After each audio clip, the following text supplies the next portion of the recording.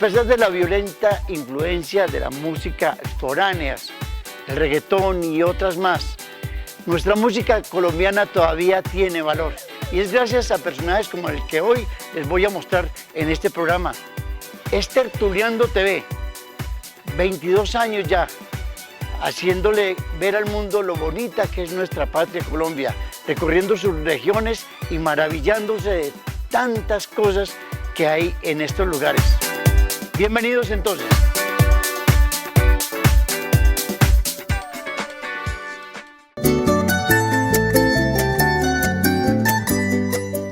Es John Rodrigo Castaño, intérprete de música colombiana, creador de canciones, integrante de los médicos, los músicos y tantas estudiantinas más que hoy hace presencia en nuestro programa. Vamos a conversar con él. Disfruten de esta entrevista.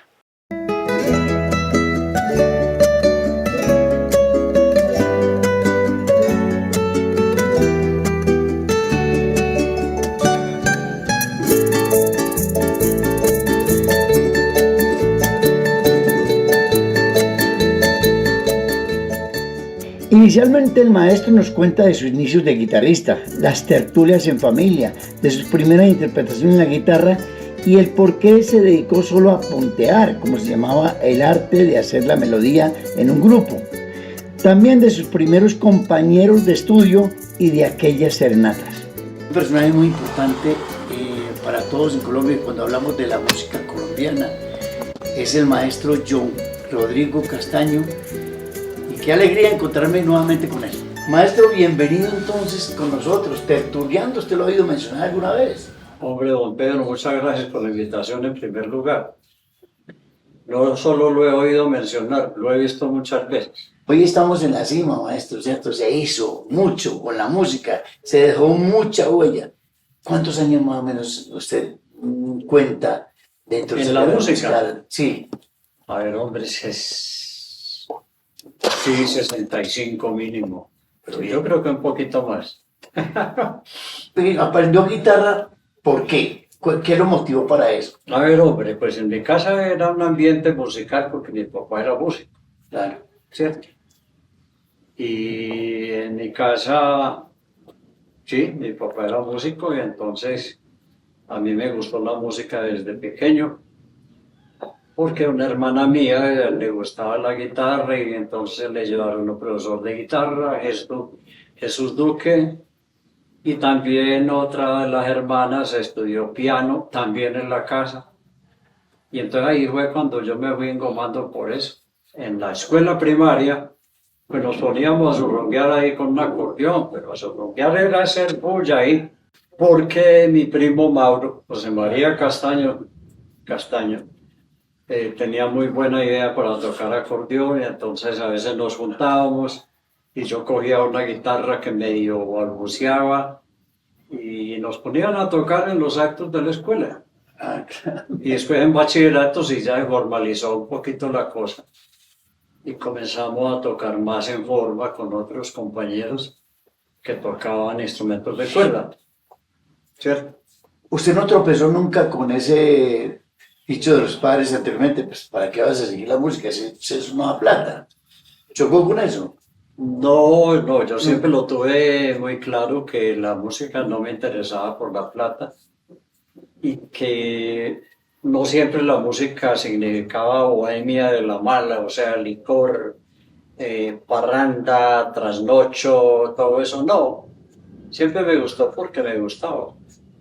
Y no hubo problema. Apoyo totalmente en la casa, a ella les gustaba. Mi papá se oponía un poquito porque cuando yo estaba creciendo, en Marinilla había varios grupos de unos viejos que eran unos bohemios bebedores como un diablo. Y entonces mi papá hacía mucha fuerza porque decía, este muchacho se va a volver un bebedor consuetudinario y se va a poner a beber con esos tipos. No. Nunca me gustó. Mi mamá era más sueltica, me los soltaba más. Pero mi papá, a pesar de ser músico, me restringía más. Precisamente por el temor a que yo me volviera un parrandero empedernido. Pero no, nunca fue así. ¿Cuál fue la primera canción que realmente se sentiste que la tocaste completa. A ver, una canción que a mí me gustaba mucho y que se me quedó pues de las primeritas fue Encadenados. Tal vez sería mejor que no volvieras. Ah, sí, claro. Uy, eso lo cantaba un dueto femenino hace muchos años y yo estaba muy pelado todavía. Después de eso, en una presentación en el Colegio Nacional San José, Bonito. tocamos una cosa que se llama Nos hemos separado. Tal vez yo no sé el título, Nos hemos separado porque tú lo Hiciste. algo así. Fue lo primero pues que yo me aprendí completo. Para ese momento, yo no quiero salir todavía de esta etapa porque es etapa que uno recuerda Es cosas muy linda. y tiene uno anécdotas que contar ahí. Sí, sí. Por ejemplo, Amores. La guitarra sirvió para eso. Hombre, Mucha toda la serenata. vida. Para aquella época la serenata era una serenata, ¿cierto? Que no Eso era, era una verdadera no es como la de serenata, ahora. porque eso se daba en la ventana de la novia, de la pretendida. Claro, sí. Y entonces en realidad era el pie de la ventana. Y si uno estaba de suerte, la muchacha se asomaba por una endiguita del postigo. Y eso para uno era una gloria que se asomara. Sí, se asomaba. No, Ella no salía. no, eso ya es muy distinto. Hoy en día es ahí al pie al pie Y de no la estamos cama. hablando de las 7 de la noche, como es ahora de protocolo, ¿no? No, eso Una, era 2 de la mañana, ¿cierto? 12 y media, 1, 2 de la mañana. ¿Y cómo suena una guitarra? ¿Cómo suena una cuerda Por la de noche. noche? Uy, Ay, impresionante. imagínate. ¿Qué tal era John Rodrigo Castaño para esa época? Muy juicioso, como siempre, o te ganabas tus pelas porque te fuiste a tocar guitarra donde no debía ser. No, pues a mí no propiamente me pelaron, pero mi papá sí se pegó unas enojadas tremendas. Sí. Alguna vez me amenazó con que me iba a quemar la guitarra, que me la iba a quebrar y la cosa, pero por el temor que él mantenía de que yo me volviera un bohemio, como esos viejos con los que yo caminaba. Es que cuando eso eran unos viejos los que tenían conjuntos ya consolidados, ¿cierto? Y yo pues era un pelado ahí que estaba empezando apenas. Era un autodidacta tremendamente, porque para la época no había tanta facilidad de escuelas y cosas. Ah, sí, en esa época todos éramos orejeros. Orejeros. Fue difícil. O eso como que fue virtud que nació contigo. Eso nace con uno cuando en la casa se respira ambiente musical. Sí. Hubo tertulias chéveres en esa época, de joven, de niño, que de pronto recordés. Hombre, sí. En mi casa, el diciembre, por ejemplo, mis hermanas mayores hacían veladas, lo que llaman veladas. En Navidad, por ejemplo, paralelo a la novena de Aguinaldo, hacían lo que llamaba Sainex, una cosa, y cantaban y tocaban, y entonces uno se contagiaba de todo eso. Y era muy rico, Uy, familia. eso era genial. Era tiempo. Esas navidades eran inolvidables. Estábamos en lo que estábamos Exacto. y nos concentrábamos. Sí. Ahora no hay concentración. ¿Y hay alguna anécdota de ese tiempo? Una que otra media decepción amorosa Ah, sí. por una pelada que a uno le gusta y no le para bola. ¿Hace alguna serenata hablándole duro porque Porque te me cambió? menospreció. Sí, no. Pues de parte mía no, pero sí de parte de otros. Sí, Nunca te tiraron agua caliente. hombre, no. Soy muy de buenas, a mí no me tocó, pues, pero sí que le tiraran a un amigo. Hubo un contexto, estamos aquí con el maestro John Rodrigo Cataño. Para nosotros, los orientales, Amarilla en especial, donde se le dice ciudad con alma musical, un personaje como el maestro John es muy significante, porque el requinto lo hizo famoso, creo yo, la guitarra, la música, pero el requinto creo que llegaron a ponerle alguna vez un remoquete del mejor requinto de Colombia, algo así. ¿Llegaste a eso? Eso fue un amigo ahí que era muy charro, desgraciadamente ya desapareció. Me puso alguna vez el mago, El mago, sí. y me creéis que el mago es requinto, pero hay un amigo que sí es mago, mago de verdad, de prestidigitación, y también le decían el mago del requinto. sea el mago que toca requinto. Pues yo nunca me creí ningún mago ni el prodigio del requinto, no, me gustó mucho. Y cuando yo empecé a pertenecer a duetos y tríos y a grabar con duetos y tríos, entonces casi siempre me pedían que punteara. El puntero generalmente ha sido el que toca el requinto. Cantar no fue tu cuento. Cantar, no. Así por un accidente de pronto, que en una grabación, por ejemplo, se borraran algunas frases o alguna cosa, pero ya por un puro accidente. Pero para esa época de niño, de joven, sí te tocó cantar. Pues hombre, estando en el colegio en bachillerato, nosotros íbamos a misa prácticamente todos los días. Claro, por supuesto. Y allá se armaba un coro, que no oficial, pero sí se entonaba un coro entre todos. Y a mí lo que no se me olvida es que yo creo que de las mejores voces, quizás la mejor segunda voz que yo conocí en la vida fue de Alberto Pérez. Pues se metió de sacerdote y siguió cantando muy bello, porque él tenía muy buen sentido armónico para la segunda voz y la voz era muy linda. Yo me he quedado todavía en la parte de allá, de niño, de joven. Sí. Y entonces, también hay un recuerdo de algunos compañeros que en la actualidad son músicos reconocidos, fuera de Pérez. No, que yo recuerde, no. No, ya los que son músicos ahora, pues en la mayoría fueron conocidos en la universidad o en el Instituto de Artes Plásticas allá en Medellín, cuando yo terminé aquí el bachillerato y me fui a estudiar a Medellín. Llegaste a la universidad, pero a estudiar música. Yo llegué a la universidad a estudiar idiomas. Idiomas, sí, claro. Pero paralelo a los idiomas, yo estudié Perfeccionabas. música en el Instituto de Artes Plásticas. ¿Qué era el Instituto de Artes Plásticas? Era un instituto similar al Instituto de Bellas Artes.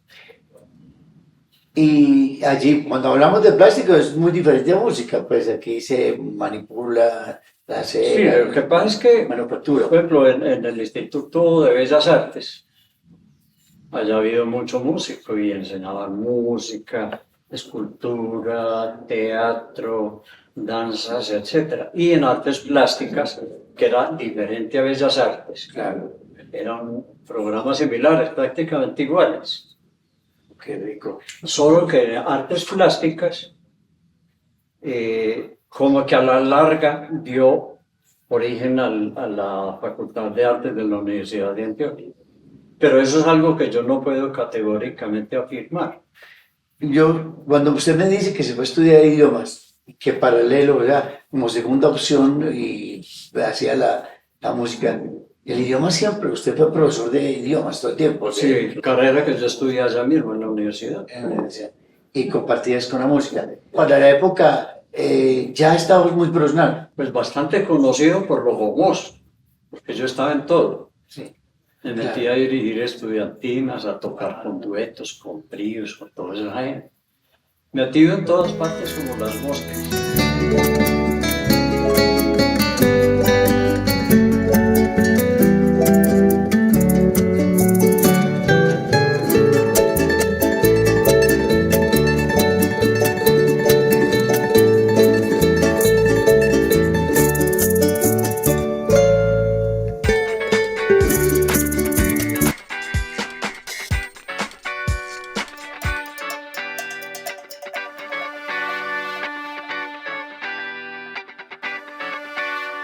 Nos habla de aquellos grupos que conformó en aquellos tiempos, los médicos, los músicos, de las estudiantinas que dirigió y del respaldo que siempre aportó a los diferentes intérpretes, también de cantautores que admiró y aprendió de ellos. Primero, a ver, hombre, eso fue en la universidad, siendo estudiantes varios compañeros que fueron después de grupos de esos.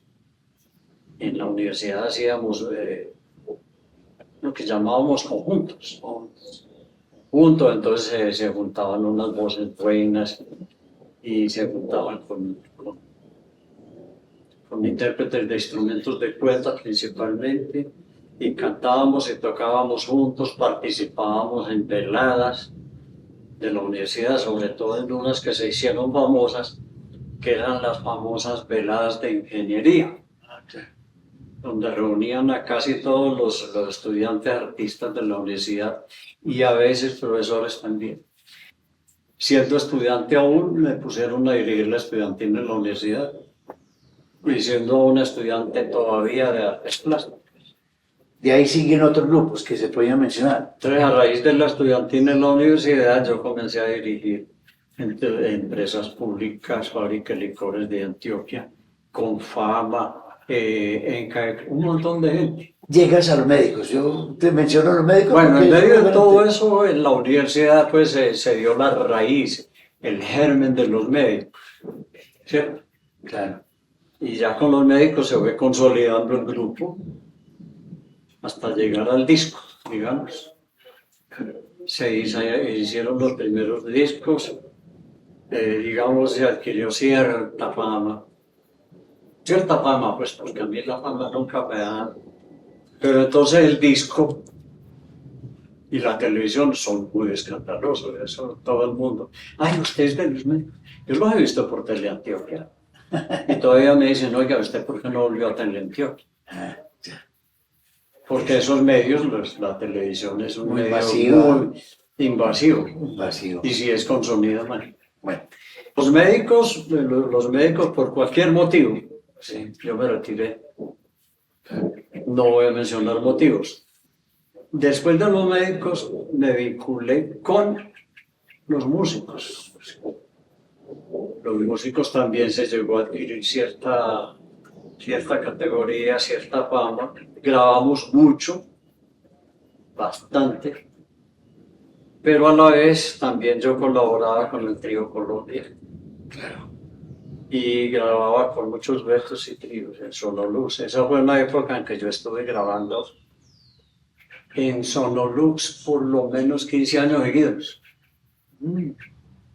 Mucho, y grabé en Codiscos y en Fuentes y en Victoria, en todas partes. Además que el hombre pirata me decían a mí. ¿Dónde se vino a diversificar la cosa? Porque empezó usted con la guitarra, luego entra el requinto y por supuesto el tiple, tocó trabajarlo. ¿En qué parte se viene a diversificar? ¿Ya cuando estudiaste en la universidad? Por ejemplo, yo resulté tocando tiple cuando me pusieron a grabar solo. O sea, porque ya entró, se modernizó más la grabación, entonces venían las grabaciones por doblaje. Es decir, usted podía tocar una guitarra, después otra, después el quinto, después el tiple, después la bandola. Entonces yo tengo varios discos donde yo toco solo. Lo único que yo pedía era que me aportaran un bajista o un pianista si lo necesitaba. Entonces yo tengo varios discos donde estoy yo solo prácticamente. Cuando yo llegué a estudiar guitarra y música en Medellín, el primer profesor que me recibió fue el maestro Rufino Duque Naranjo.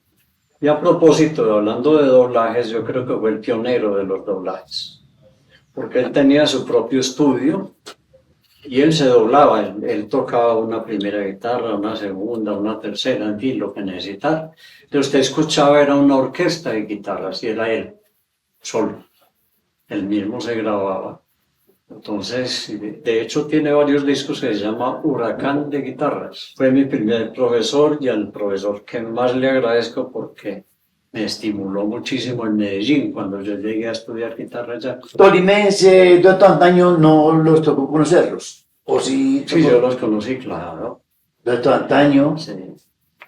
Garzón y Collazos. ¿Y con ellos alguna vez hiciste algo, no? Los hermanos Martínez. No, como tocar con ellos directamente no. No. Pero sí alternar con ellos. ¿Qué era lo que lo hacía más seguro usted del arte que tenía? Se llega a un escenario y además a una grabación, ¿qué era lo más seguro? ¿Sabe qué es lo que más seguro lo hace sentir a uno? El calor del público. Cuando el público es de buen recibo. Cuando recibe bien al artista, el artista se siente muy seguro, se toma confianza. Es como los actores de teatro. Los actores del teatro siempre dicen, la mayoría o todos, que están más cómodos en teatro que en televisión, porque sienten el calor del público ahí. Y sobre todo si el público responde. A ver, la música colombiana ha tenido varios ciclos, pero tuvo una época en que las disqueras inclusive se disputaban a los artistas de música colombiana. Por ejemplo, se le disputaban Codiscos, Soco Blues, mayormente, y Fuentes. Entonces era a la empresa que mejores artistas colombianos consiguieran. Y eso sacaban y sacaban y sacaban música con duetos y tríos colombianos y con solistas también. Solistas. Esa fue la época en que quizás yo más grabé, porque había mucha solicitud de música colombiana. Muchos duetos. Muchos duetos. Más, por ejemplo, al fin del año, en cada empresa, empresa me refiero a empresa comercial, acostumbraban a regalarle a los empleados el aguinaldo. ¿Qué era el aguinaldo? Era un disco de música, generalmente colombiano. Entonces llamaban a un dueto o a un trío que les parecía bueno y le encargaban un disco. Lo llamaban a uno, decía, vamos a hacer un disco, un LP en esa época, porque todavía no estaba el CD o el disco compacto. Y le decía, bueno, ¿cuánto nos vale este producto? Digamos, 16 temas para esta empresa. ¿Sí? Eso no hacía el presupuesto, vale tanto, etcétera, etcétera. Le decían, grábelo. Y era la época en que los pesitos rendían porque la empresa era muy generosa. Una que me quedó. ¿Qué te quedó de las que le tocó a usted funcionar? Médicos, por ejemplo, ¿cuál fue la canción? De las que más se me quedó fue Es ya tarde. Pasillo del maestro Carlos Diego.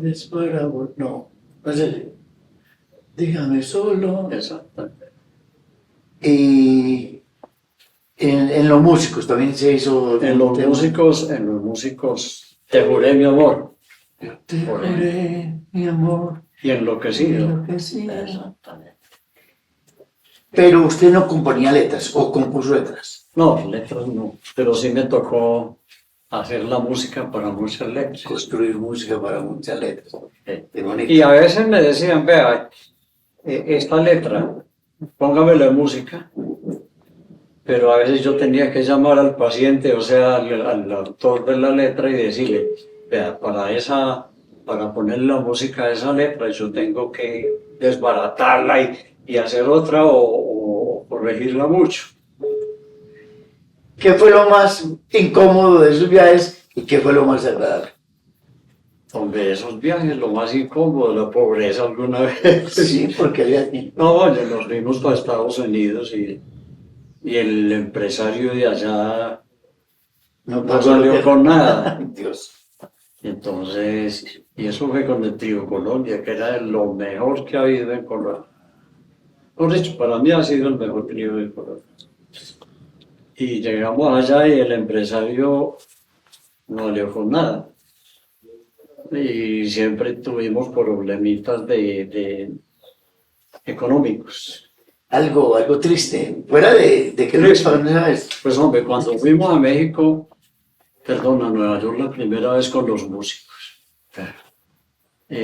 había nevado, estábamos en pleno invierno, y entonces estábamos actuando en un sitio que llamó La Guancabelica, creo. En fin, que Omar Barco, que en ese momento era la primera voz de los músicos, él sudaba mucho, o suda, yo no sé si todavía, pero una noche le dijo a un empleado, pues hombre, ¿y esa puertecita de ahí a dónde va?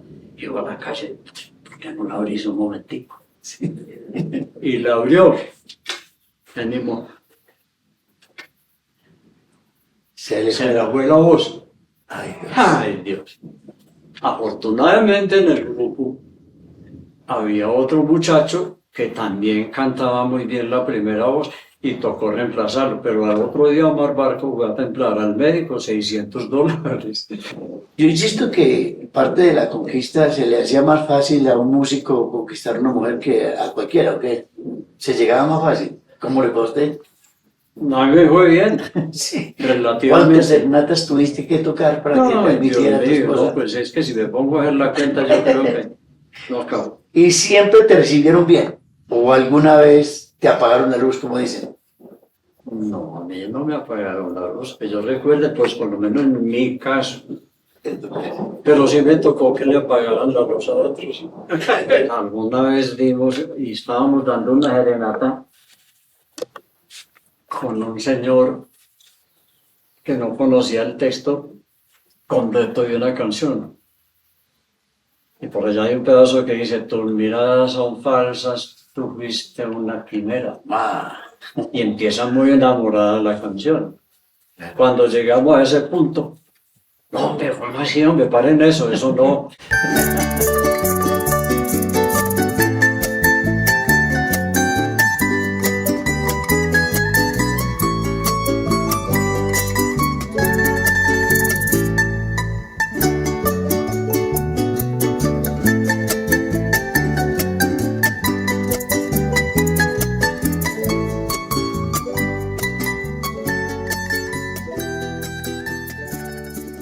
si bien hoy la juventud ha permitido que los ritmos modernos tengan mucho auge, es cierto también que nuestra herencia musical colombiana sigue viva y hay mucha gente que disfruta de ella. Maestro, muchas gracias por recibirnos. Estamos en estos momentos recordando que la música colombiana hace parte de un patrimonio cultural hermoso, un patrimonio que nosotros quisiéramos volver a recordarlo. Aquí estoy con el maestro John Rodrigo Castaño, que sí nos habla y es testimonio de aquello. A propósito de eso, maestro, ¿qué hacer? ¿Qué hacer para que la gente vuelva a ver en esa música, en la música que habla de nosotros? ¿Qué se podría hacer? Porque vinieron otros géneros, vinieron otras formas de música. Claro que eso hace parte de la creatividad. El hombre cada día innova, pero sería bueno que eso se conservara. ¿Qué hacer? ¿Qué diría uno desde la altura suya en estos momentos? ¿Qué diría? Es que, hombre, ya hay una cosa. Los medios son los grandes responsables de los cambios en la cultura. Por ejemplo, cuando la televisión llegó a Colombia, en el tiempo de Gustavo Rojas Pinilla, que usted no había nacido, él trajo la televisión educativa. La televisión era educativa. No necesariamente tenía que ser dando clases de matemáticas, ni de esto, ni lo de aquello, pero era formativa, educativa, ¿cierto? Entonces los programas eran tendientes a hacer cultura y eran preponderantemente, la música, por ejemplo, tenía que ser eminentemente colombiana, ¿cierto? Por allá hubo una legislación que decía que para usted hacer un programa de televisión, pues la radio tenía que poner cierto porcentaje de música colombiana y cierto porcentaje de otras músicas. Pero eso se olvidó y ahora los medios difunden es música moderna, música urbana y lo que llaman el hip hop y pop y todas las vainas que yo no sé qué es eso. Entonces, la cultura está muy tergiversada. Sí, ha sido un aliciente para que perdamos la identidad. Claro. Ha sido un aliciente para que vivamos un mundo como tan fuera de contexto, ¿no? Sí, porque es que la identidad se perdió mucho. La identidad. Hoy usted le pregunta a un pelado quién fue Simón Bolívar y ese quién fue. Maestro, hay en Marinilla un festival que habla de usted, por supuesto. Primero porque es usted el inspirador. Segundo porque fue un esfuerzo suyo grande para que esto se lograra. De verdad que es satisfactorio ese festival de música andina colombiana que cada año celebra Marinilla, ¿no? Sí, es muy bueno. Y hay una cosa, los principales responsables de que la música colombiana no quede sepultada del todo son los festivales de música colombiana. Claro que hay emisoras culturales que difunden la música colombiana, Radio Bolivariana, a veces la Cámara de Comercio, la emisora de la Universidad de Antioquia, la emisora de la Universidad de Medellín, pero son emisoras culturales o de entidades culturales.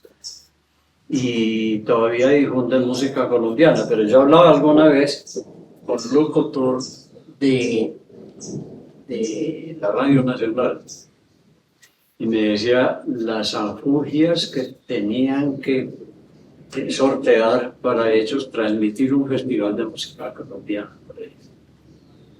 Porque ellos iban todos los años a un festival, no voy a decir cuál. Y de pronto dejaron de ir. Alguna vez me encontré con el locutor y le dije, hombre, ¿qué pasó?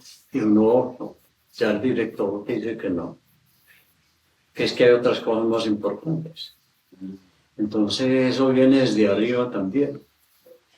Maestro, si en vez de tener a otro aquí tuviera un grupo de 20, 30 alumnos y le fuera a hablar de por qué es importante la música colombiana, ¿qué le estaría diciendo usted que a ellos? Pues hombre, hay que mirar qué tipo de alumnos, es decir, si son jóvenes hay que empezar por explicarles qué es la música colombiana, mostrarles la música colombiana, es otro cuento. Usted no ama lo que no conoce, usted no. Pero en síntesis, si la fuera a usted reflejar, ¿por qué no me dice? Una canción colombiana tiene esto y esto y esto. Sí, claro, uno coge una canción y se mire, el texto es este. Profe, yo no entiendo eso es una vieja, es una canción de ancianos, de abuelos. No, tiene que explicarles. Por ejemplo, cuando dice adiós casita blanca, adiós mi dulce tierra, pues ellos qué, se imaginan una casa en un pueblo que tiene paredes blancas. Y no saben qué Pero trae. entonces comienza uno a profundizar en la letra y dice, colocada en la sierra cual copo de algodón, es una casita blanca por allá, en un altico, pintada de blanco, y ya después comienzan a hablar de la golondrina que canta allá y que la paloma que en el alegre y toda esa cosa. Pues son unas poesías, si se quiere, a la luz de lo de hoy, muy inocentes, muy cursis de pronto para mucha gente de hoy. Claro. Pero que en su momento tenían un sentido muy lindo. Porque la poesía es otra cosa, que la poesía, digamos, ya te digo yo, tierna, amorosa, eso, ya no le hace cosquillas. ¿Por qué? Pues es que no la conocen tampoco.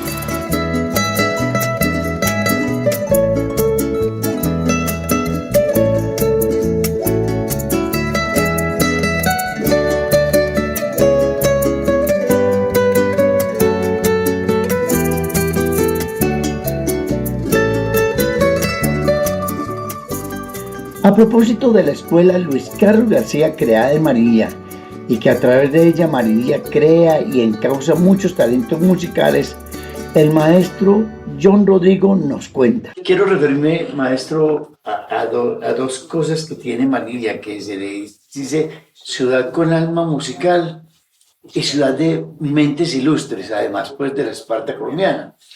Pero cuando hablamos de mentes ilustres, hablan de un señor Luis Carlos García. Sí. Que es el que lleva precisamente el nombre de él, toma la escuela musical. Usted me estaba contando fuera de cámaras, más o menos cuál fue el procedimiento para que llegáramos ahora a tener una escuela que produce ahora talentos y también los incentiva. Sí, lo que pasa es que el maestro Luis Carlos García Gómez fue el gran embajador de la música colombiana ante el mundo. Si bien él era un cantante lírico, se paseó por el mundo llevando el nombre de Colombia. La música de él era lírica eminentemente, pero la calidad vocal de él era impresionante. no lo conocí mucho, digamos, Personalmente, ¿no? personalmente lo conocí cuando a él y a mí nos entregaron el escudo de oro en Marinilla en el consejo, pero él sí cantaba muy bello. Dicen los que lo conocieron y fue profesor hasta casi los últimos días de su vida y sacó unas voces maravillosas de alumnos en Medellín. Él venía, cada 15 días venía de Bogotá a Medellín a dictar clases y tenía unos alumnos con unas voces muy buenas. De ahí sale el nombre precisamente de la escuela que estamos refiriendo. La escuela Luis Carlos ¿Cómo fue ese García Gómez. proceso? ¿Usted qué es testimonio de eso? ¿Cómo fue el proceso? De que formaran esta escuela. Usted me lo está contando. Primero fue Amigos del Arte.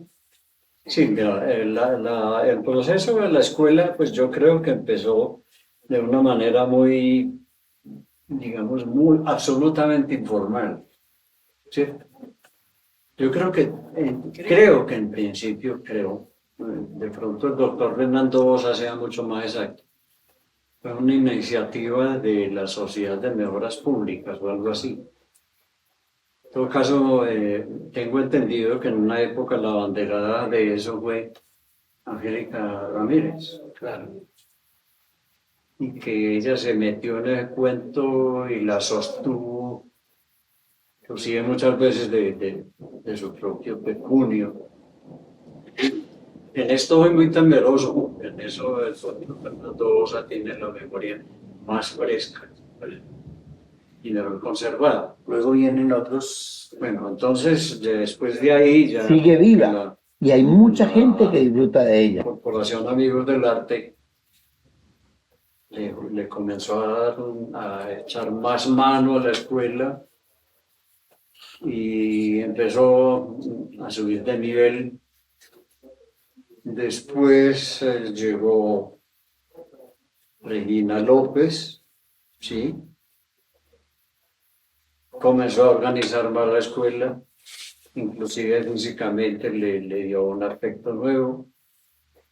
Norita Gómez le colaboraba mucho, le colabora. Norita le aconsejo, llame profesores más calificados.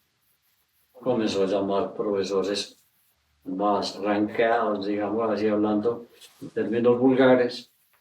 Y ya empezó la escuela a seguir para arriba. Es decir, la gracia es que la escuela ha ido elevando su nivel hasta el nivel que la vemos hoy. ¿Cierto?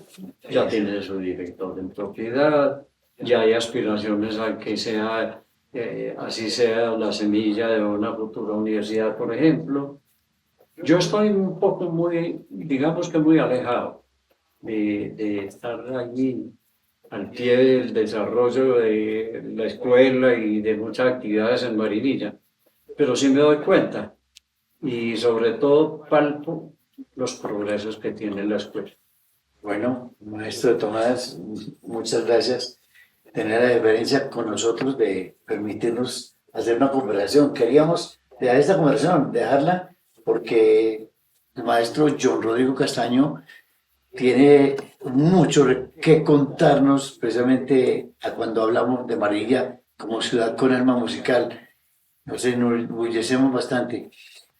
Bueno, yo le reitero las gracias por atenderme. Siempre lo digo una muy especial con otros. Su especial deferencia al venir hasta aquí, le agradezco mucho.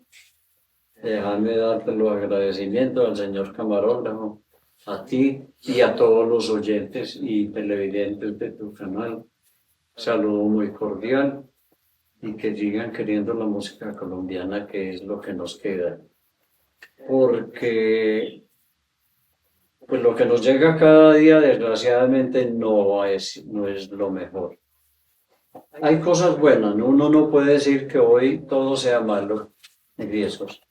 Hay música moderna muy buena, muy buena. Pero hay música tradicional también muy buena. Yo lo que digo es que un punto óptimo entre las dos, para mí, es que la una se alimenta de la otra. Es decir, que la música tradicional puede tomar elementos de la música moderna sin que se desfigure ni la una ni la otra. ¿Ya? Exacto. Es la música colombiana, la música que las palabras bonitas se inspiraban en la naturaleza y que es nuestra riqueza patrimonial y que realmente tenía un lenguaje bonito, no un homenaje tan atrevido como de pronto se presenta ahora en la canción moderna. Y es Safari Televisión, Tertuliando TV. Gracias por la sintonía, nos veremos en el próximo capítulo de un nuevo programa.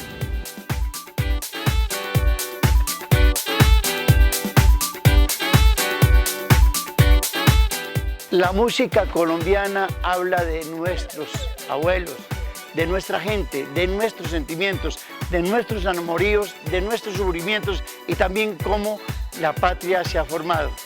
Debemos tomar más conciencia de ella y acrecentar nuestro sentido de pertenencia.